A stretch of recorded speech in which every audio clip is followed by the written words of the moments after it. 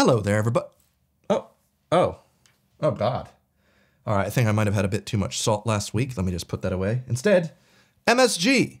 Ooh, mommy. A spicy video today. Today we're gonna be talking about exams. My name is Edinger, and I've taken a lot of British exams. Obviously, for the old YouTube channel, I've taken the Maths GCSE, which is my most viewed video on this channel. I've taken the A-level for Maths. I've taken English GCSE, German GCSE, and A-level, which I did pretty well at. And obviously, in my youth, I took loads of American exams, as well as an SAT on this channel. So I've got a lot of experience when it comes to taking tests for some odd reason, even though they're mostly meant for children. But every time I upload a video on any of these tests, I think the comments that I receive from British YouTube viewers really cements to me the biggest difference between the US and the UK and how they view the point of school exams. Now, from my more American upbringing, I've always had the perspective that the entire point of a school exam is to test the students on whether or not they fully understand the material. For instance, for math, do they actually understand the math, or are they just regurgitating out formulas that their teacher told them to memorize and hoping willy-nilly that it will work? Do they also understand that constants and variables are at play and y equals mx plus b is the same thing as y equals mx plus c? Doesn't necessarily matter what letter you're choosing to fill in for that constant.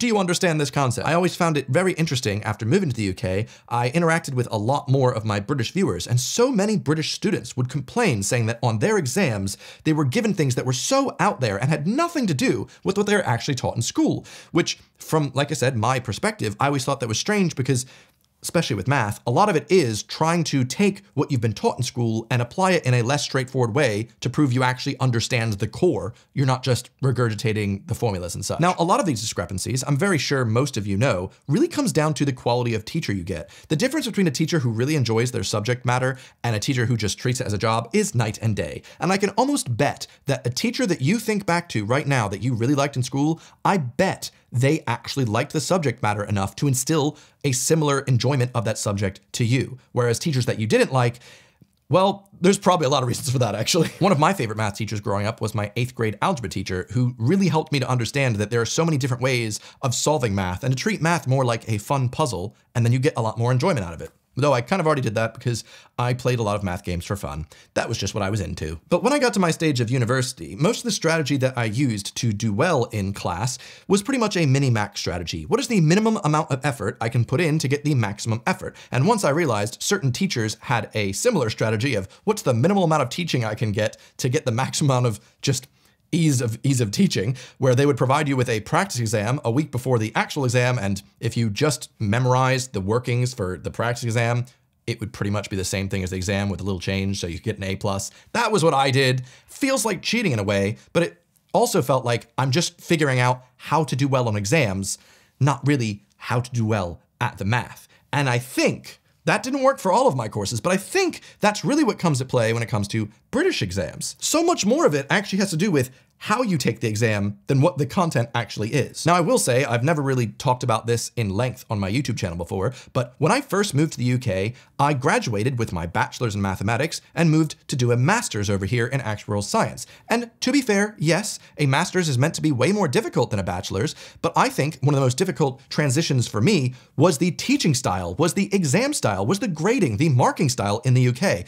I was caught so off guard that, can you believe, I failed every single course my first semester, which was a huge blow to me because I came from being graduating magna cum laude, which means I had a 3.7 GPA on average. For Brits, that means the average grade I got across all of my courses for my entire bachelor's degree was a 92%. So going from 92% to getting a 48% and a 49%, man, that killed me. However, that just meant this whole just wing it strategy that I had was clearly not going to work in the UK. So the next semester, boy, did I revise, the British word for study. I then got 3 firsts because I finally learned my lesson. You gotta take this stuff seriously over here. And then when I resat the exams that I failed, I also did super well and balanced everything out. And thank God I did graduate with good grades. And for those of you that have been along on my channel that long, yes, you might remember a time in which I was suffering from revision madness. Boy, it was quite a look. Welcome everyone to revision. So far my week has consisted of just lying in my bed, crying, thinking about my previous life choices, and just reading over the most amount of mathematical knowledge I've ever had to do to try and comprehend what it exactly is that I'm supposed to be doing in my course. If you're unfamiliar with the way the UK works versus America in terms of education, in America you pay like $200 to get this giant book and you're like, hey guys, how much of this do you think we're actually gonna get through in class? Up top. Yeah, maybe like a quarter of it, maybe a half if your teacher is like one of those, oh, we're gonna learn a lot this year, that guy. Nobody likes that guy. In England, you're like, hey guys, this book is free. How much do you think we're getting through this? Up top. The whole thing? What? That's not. What? But man, I spent an entire month of my life. I'd wake up, I'd study, I'd go to sleep, I'd wake up, I'd study. That's all I could do, and that's how I did well. In the US, didn't have to do that. Didn't have to do that at all. But my point is, that's what I had to do for university. I don't think we should be forcing our children to have to study that much to achieve, like, basic marks in the UK. But maybe there was a different reason I did so poorly my first semester in the UK. Judging from the comments I received on my British exam videos, I think I might have a slight inclination here. You see, in the UK, there's a huge focus on the tiny minutiae surrounding exam prep, exam style, the way you answer the exam. Not the content of the exam, but the exact tiny little things that involve taking the actual exam. For instance, we have a comment from John here. He's learned a very good lesson from taking his 11+. He says, you lose all points for the second question on the first page you're answering, and unfortunately several subsequent pages, as the question asked you to underline the answer, and you circled it. Yes, I did lose every mark throughout the entire test where I made this read the effing question dumbass mistake when I took the exam as an 11-year-old. Best lesson I was ever taught.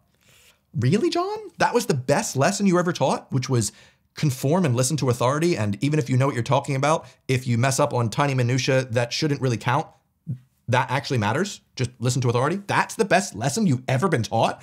I don't know, man. We have comments under it, though, from users like Yumbunny that says, I don't understand why they don't just say mark the right answer. You know, rather than being specific, like circle or write or tick or underline. If they wrote mark, it could mean any of those four and you'd still get the mark. It's stupid that you lose points for not doing the specific action, even if it's the right answer. This is pretty much my opinion on this, and I find that this really isn't the case in the US. In the UK, there's such a religion around exam prep and the way you do an exam that we're going to be looking into today, including the English GCSE and the Peel stuff about that, math and the X's and the curly X's. We're going to get all into that. And now, let's talk about the Peel system. You know that. You took GCSEs, English, you know the Peel. I don't. What's so appealing about it? What is Peel? People are even quoting Peel here. We have, the lack of Peel paragraphs in your answers physically pains me.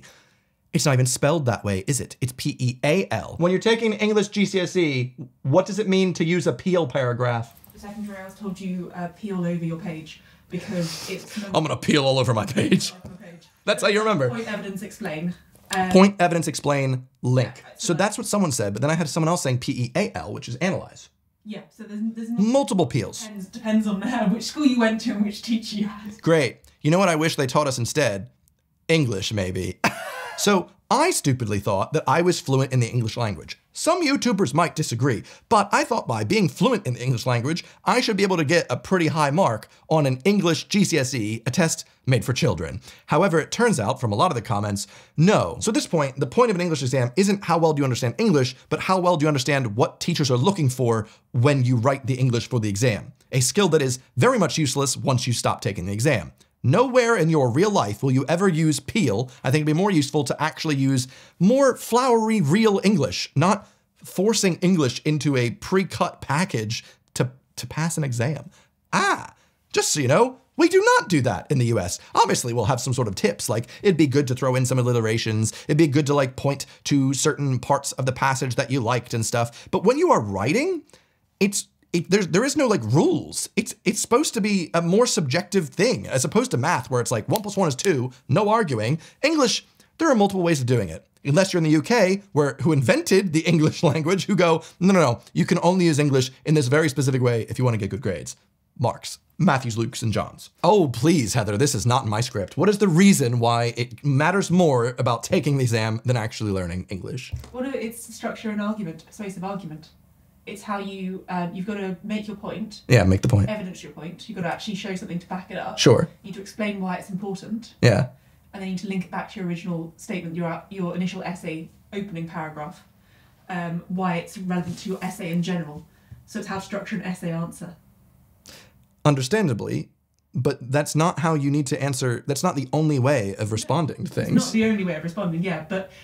so people were upset in my video comments because I answered in a way that wasn't the way that they were rigorously taught you have to answer like. Yeah, so there is a distinction that they taught at my school, which was basically if you are some kind of virtuoso, like writing essays, you can completely go off script, forget Peel or forget Ping, everything else, and you can write an essay that is a 10 out of 10 essay, and they will give you 10 out of 10 marks. So as I was just really railing on how the UK really forces you to write in ways that aren't normal, and as soon as you graduate, you will not write like this, I realized we do have a very similar thing in the US. We're religiously taught to write a very specific way for persuasive essays that you never use afterwards, and that is the 5-paragraph essay, where you use the first paragraph to have an interesting question as the first sentence. The next 3 sentences are each basically your intro sentences for the next 3 paragraphs. And then essentially your final sentence is the intro to your conclusion. You have the 3 paragraphs are basically, here's a paragraph about that one sentence, here's a paragraph about that one sentence, here's a paragraph, and then you basically use the conclusion to rewrite everything again. It's not a good way of writing, but we're taught that for American English. That sounds like your version of our Peel. Interesting. It's just how you structure an argument. How you structure an argument. I do think then that both the US and the UK in this regard do not do a good job at teaching kids how to structure an argument. They teach you how to structure it to get an A on an exam.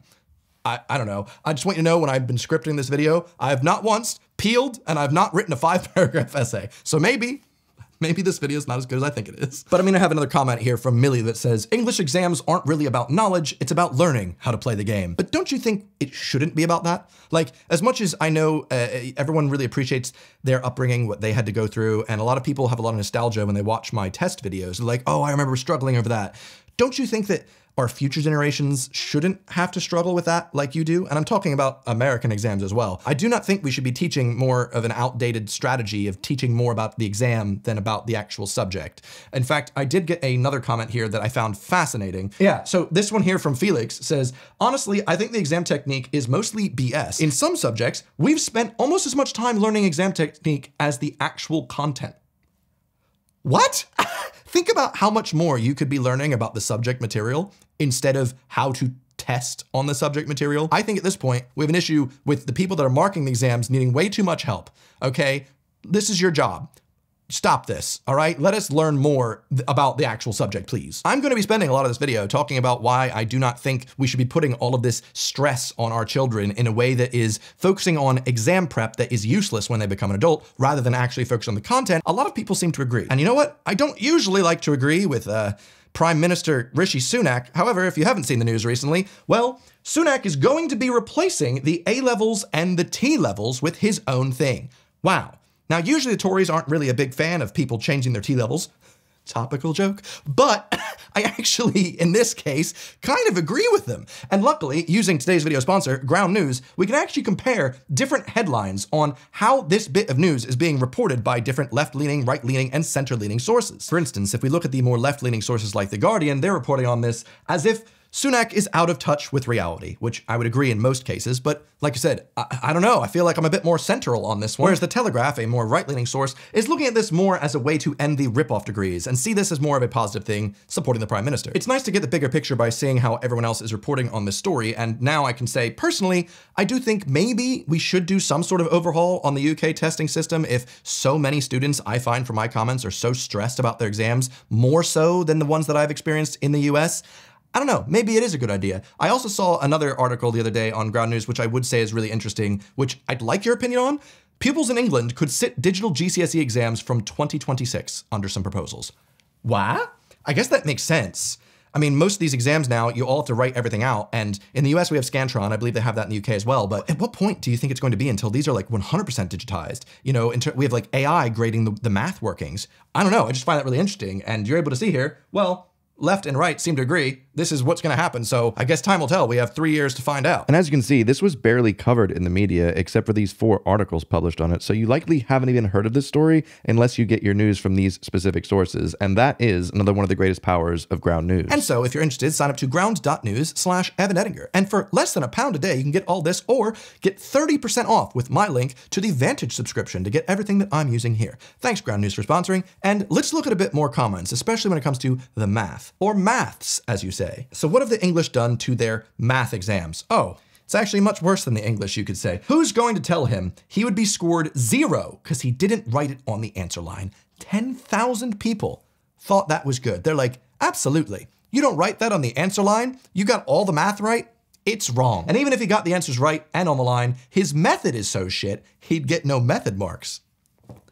I'm sorry, what? So, you know, this is a cultural difference thing. Maybe this is just interesting, doesn't matter too much. But if the answer is correct, you know, no matter what method I used, math is a beautiful thing. You can do so many different ways of getting to the answer. As long as you understand math at its core, it doesn't really matter about your methods. Saying my method was shit and therefore I wouldn't get marks, I would immediately, if I was a child or a parent who had a child that got marks off for their method being bad but got the right answer, I would sue the hell out of this. I'd be like, excuse me, that's some bullshit. That is literally conforming math to one strict way of answering a question when that is just not the way math is. Losing points for the method being shit is the most anti-math thing I can think of. Not Uncle Math, anti-math.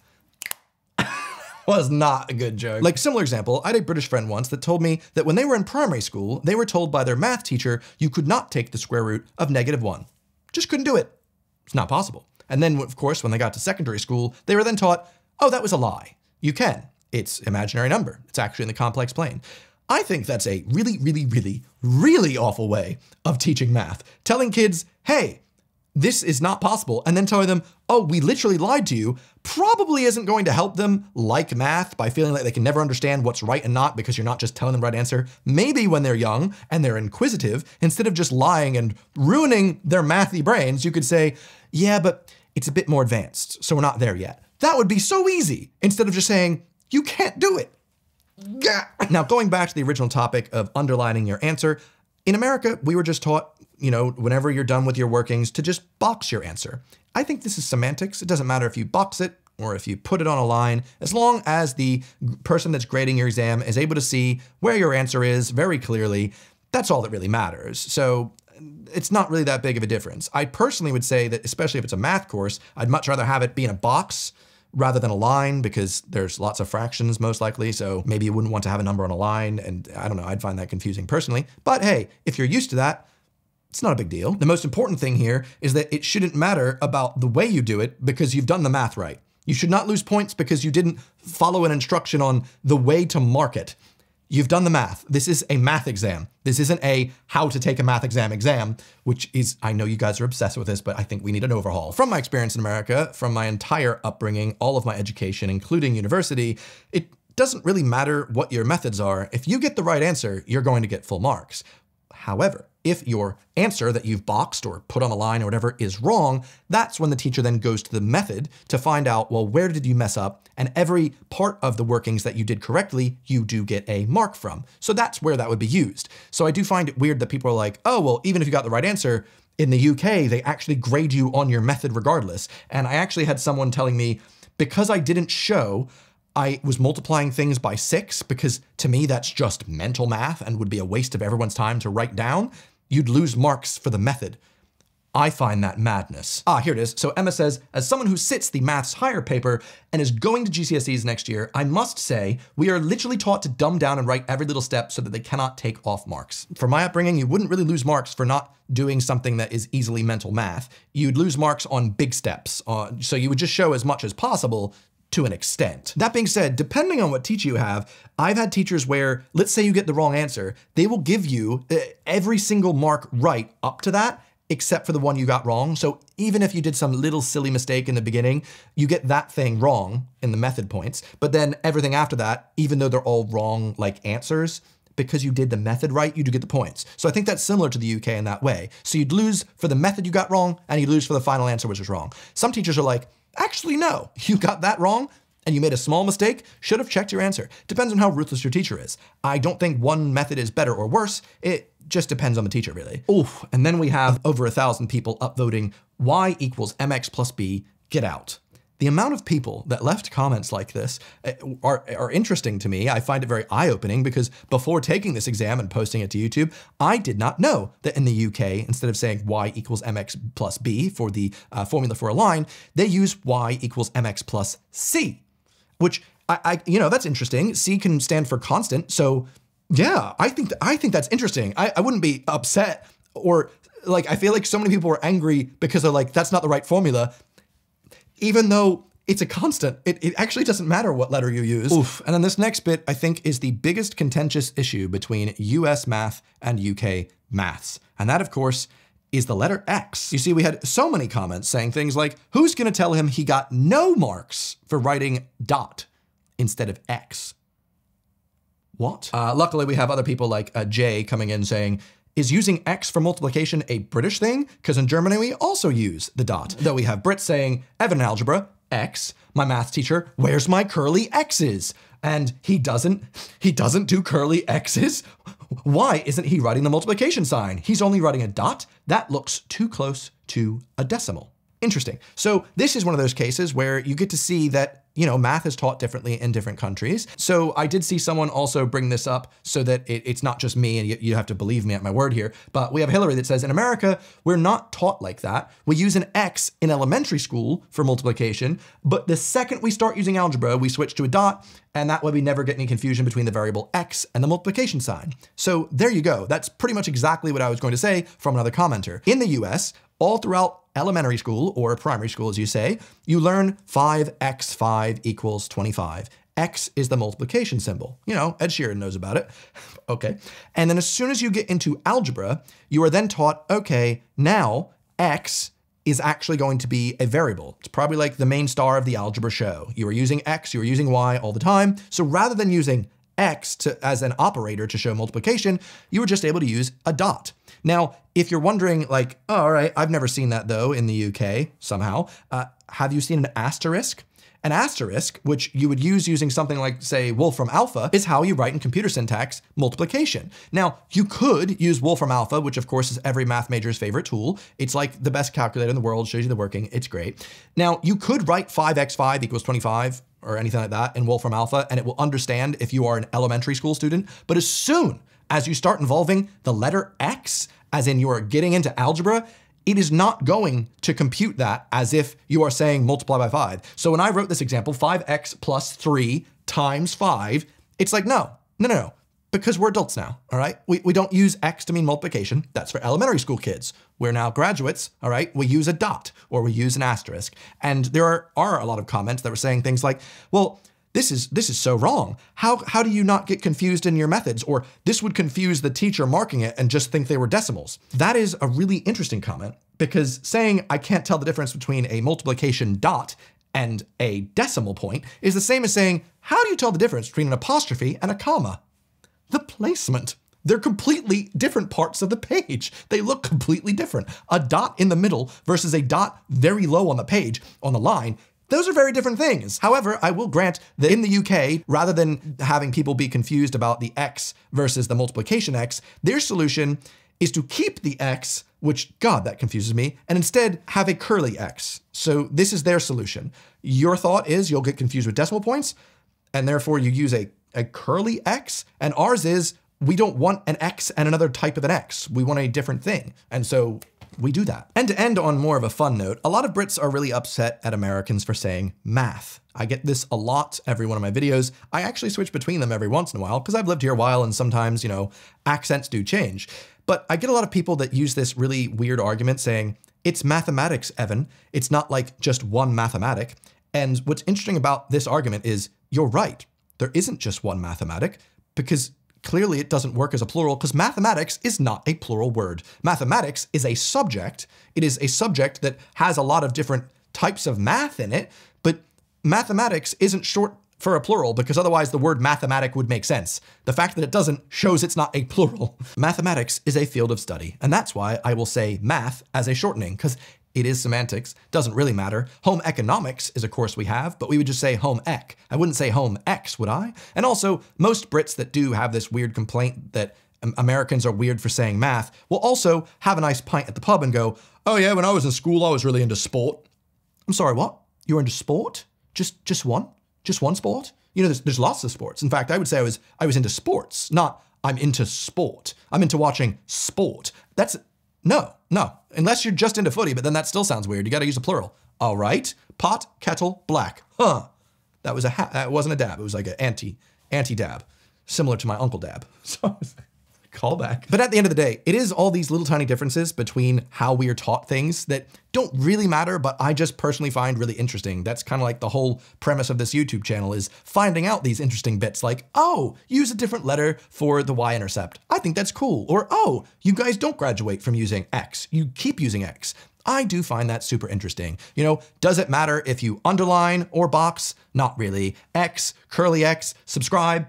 Actually, yes, I think that's important. So thank you for subscribing. I got another lighthearted video coming for you next Sunday, as I always do. Thank you, as always, for checking out the old channel. If you'd like, you can watch one of my test videos. I've made a playlist. Boy, those do really well, and I never understand why. So they're really stressful to take. I gotta say, they're very testful. Awful pun. But anyway, thank you for watching, and I'll see you guys next Sunday. Choose. Is it getting hot in here?